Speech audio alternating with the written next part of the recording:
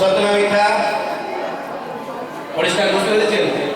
লীলামালা কি বলে তো লাভটা কি হবে মানুষ ঠকিয়ে ভাই তুমি নিজে ঠকবে। এরকম আজকে কি করে দল এসছে? আপনাদের চা দিতে হয়েছে, বিড়ি দিতে হলো, কারণ আমরা এগুলো কিছুই সারা জীবন খাই না, আপনি দিলেও খাও। কিন্তু এখন একটা লীলামালা কি করে দল দেখে আনুন, দেখবেন ফুলপেন জামা পরে বড় বড় চুল, বিড়ি খেতে খেতে খনি লোক পেছনে খোল নিয়ে কি করে দল আসছে 7 জন 8 জন। আসা মাত্র একটা ঘর দিয়ে দিতে হবে, আর ঘর দেওয়ার পরে 2 বান্ডিল বিড়ি আর একটা দেশ পাই, তারপরে কড়া লিটারে চা করে এনে দিতে হবে। বাড়িতে তো মাছ মাংস পেঁয়াজ রসুন খেয়ে এসেছি, গলায় একটা মালা নিয়ে আছে কেউ। আর কীর্তনের আসরে যখন উঠবে নীল লাল হলুদ কাপড় পরে লিপস্টিক টিপস্টিক মেখে নিতাই সেজে ব্যাস মেমাই কোথায় গেলি কি ভালো লীলা করে গেল।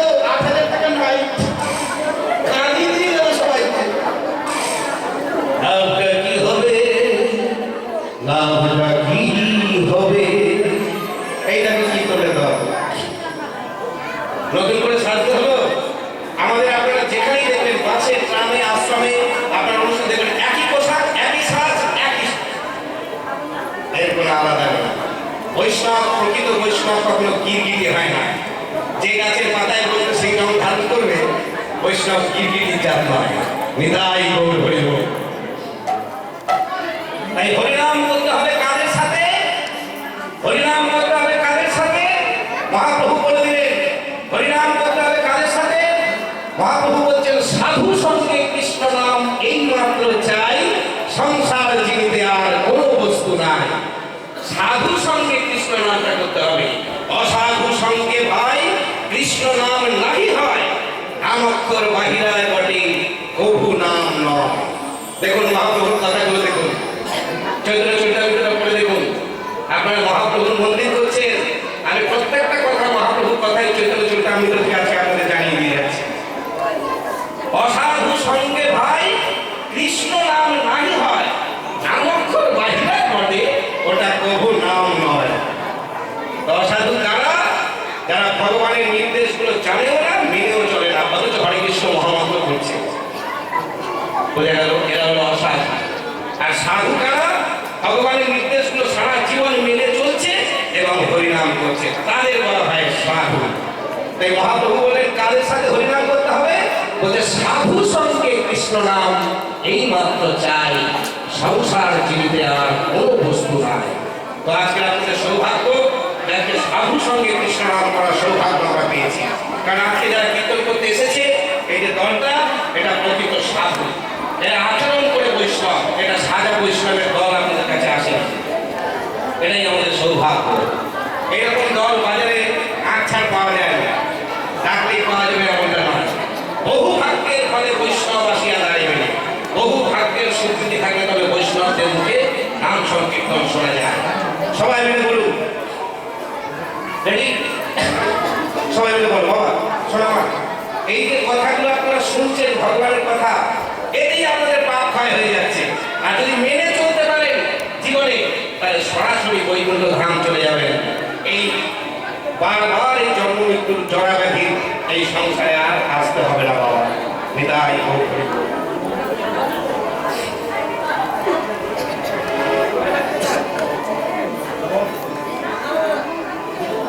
একটা কথা আপনাদের বলবো, হ্যাঁ আশ্রমে নিয়ে আশ্রমে আমাদের রাধা গোপীনাথজি আছে, প্রত্যেকদিন ভোগ লাগছে।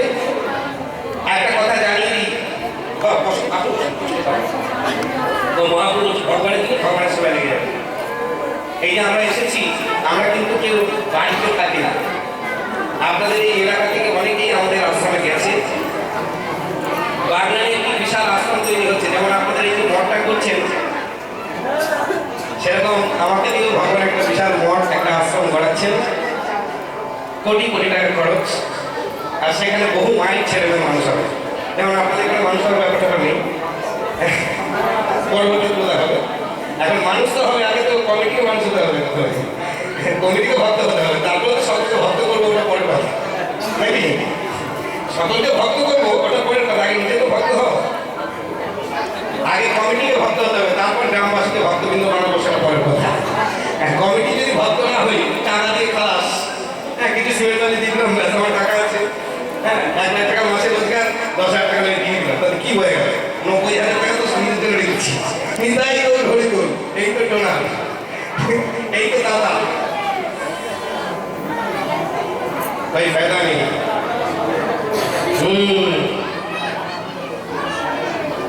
আমি তো হাত বাড়িয়ে আছে, চলিয়ে মেরা আশ্রম চলে আসুন। বাগানে আমার বিশাল আশ্রম গড়ে উঠছে, আপনারা গিয়ে দেখতে পাবেন। বহু মায়ের ছেলে মানুষ আছে, এরকম মঠ বাগানে তৈরি হচ্ছে। বাগান রেল স্টেশনের পাশে, এই তো আপনাদের এখানে হুদাই প্রভু সব যায়, এইটাই প্রভু যায়, বহু আছে, বহু আছে। ভালো লাগে এই আশ্রম থেকে এই ছেলেমেয়েরা মানুষ, এরকম বহু মায়ের ছেলেমেয়ে মানুষ আছে। তো আজ আমরা আশ্রম থেকে এসেছি। আশ্রমে আমাদের একটা নিয়ম আছে, আশ্রম মঠে থাকতে গেলে অনেক নিয়ম মেনে চলতে হয়, বাড়িতে অত নিয়ম মানার দরকার হয় না। সত্য, এই যে ছেলেমেয়েরা মানুষ হচ্ছে, প্রত্যেকদিন গোবিন্দের ভোগ লাগছে, 4 বেলা ভোগ লাগছে, তো এই জন্য বিশাল মঠ গড়ে উঠছে।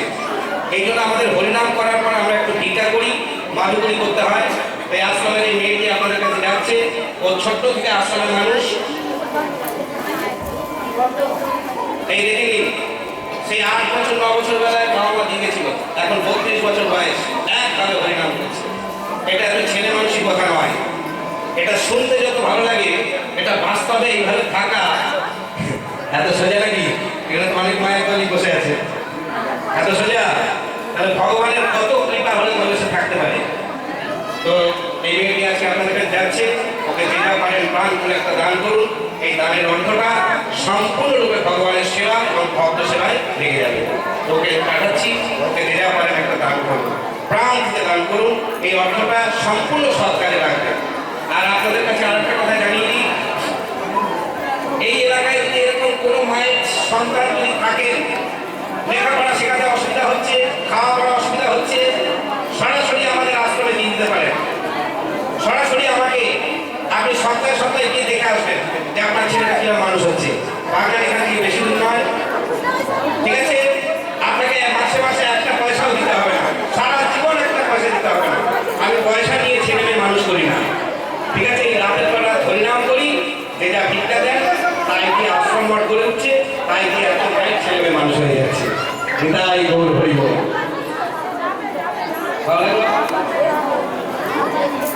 তাই যে মেয়েটি আপনাদের যাচ্ছে, প্রাণ খুলে একটা দান করুন। এই অর্থটা সম্পূর্ণ সৎ কাজে লাগবে। হ্যাঁ, ব্রহ্মচারী বাবা, তুমি এই ব্রহ্মচারী বাবাকে এই পয়সা পাঠাচ্ছি, ওকে যেটা পারেন দান করুন। খুব ভালো ব্রহ্মচারী, কিন্তু সাধু।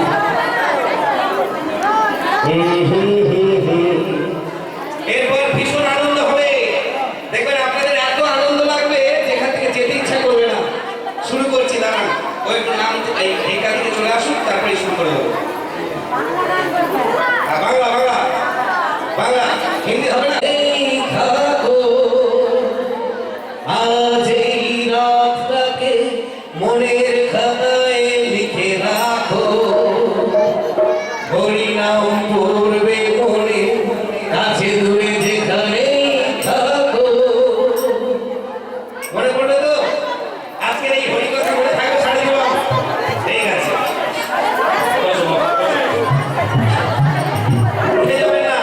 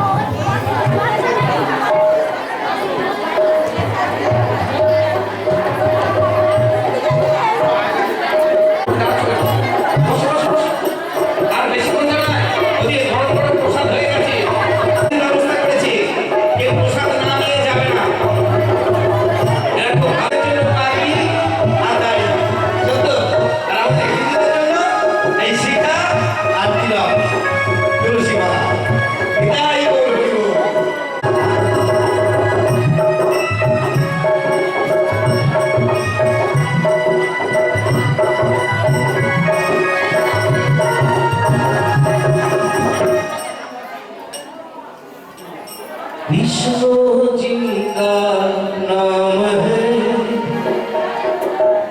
गोकुल जिनका धाम है। चलिए वृंदावन में আমি একটি বৃন্দাবন ভজন করছি, এটি হিন্দিতে। বৃন্দাবনে এই ভজনটা রোজ হচ্ছে।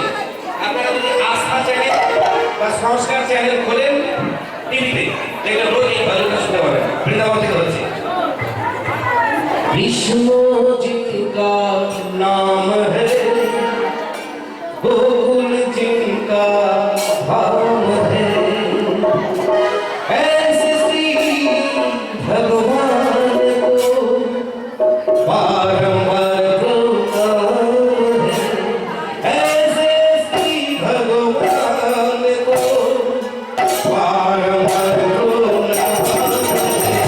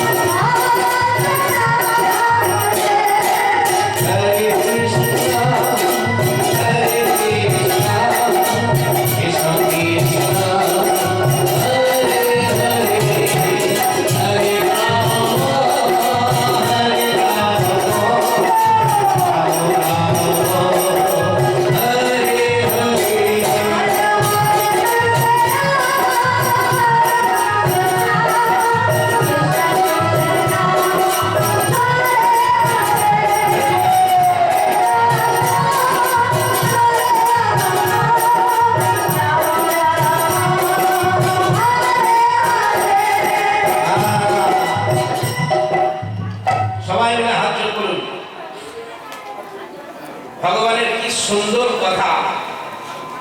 প্রথমে সংস্কৃত বলবো, তারপরে বাংলাটা বলে দেবো। সবাই মিলে বলুন।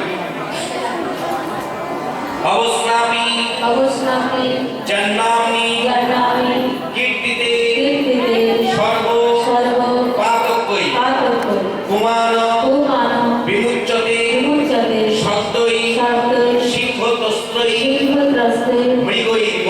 মৃগৈব। মানেটা বলে দিই। ভগবান বলছেন কেউ যদি যে কে সাধু অসাধু প্রত্যেকের কথাই বলা হচ্ছে, কলিযুগে কেউ যদি লজ্জা শরম ত্যাগ করে দুটো হাত উপর দিকে তুলে এই হরিনামের সঙ্গে একটু নৃত্য করতে পারে, অর্থাৎ একটু নাচতে পারে,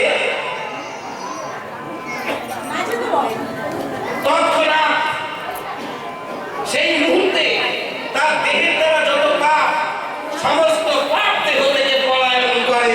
বিদায় হোক হরি বল। তবে সেই হরিনামটা করতে হবে সাধুদের সঙ্গে।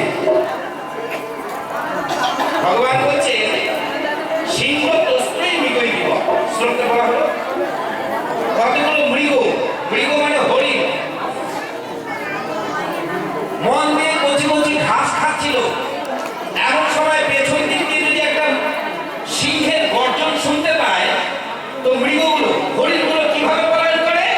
খুব দ্রুত গতিতে পলায়ন করে, তাই না? তাই এখানে ভগবান উদাহরণ দিয়ে বলে দিলেন যে আমাদের দেহের দ্বারা পাপ, মনের দ্বারা পাপ, দৃষ্টির দ্বারা যে পাপ, কর্মের দ্বারা যে পাপ, সমস্ত পাপ এই দেহ থেকে দ্রুত পলায়ন করে যখন আমরা লজ্জা শরম ত্যাগ করে সাধু সঙ্গে দুটো হাত উপর দিকে তুলে যদি হরিনামে কেউ নাচতে পারে, তৎক্ষণাৎ তার দেহ থেকে পাপ পলায়ন করে। তাই আমি অনুরোধ করবো, চৈতন্য চরিতামৃত মহাপ্রভু একই কথা বললেন, নাচো গাহো করহ সংকীর্তন। হে কলিযুগের জীব, তোমরা দুটো হাত উপর দিকে তুলে এই নামের জন্য নাম করতে করতে একটু নাচো, কেউ বসে বসে হরিনাম করো না। তাই আমি রিকোয়েস্ট করবো ফর এভরিবডি, প্রত্যেককে যে যার উঠে দাঁড়ান।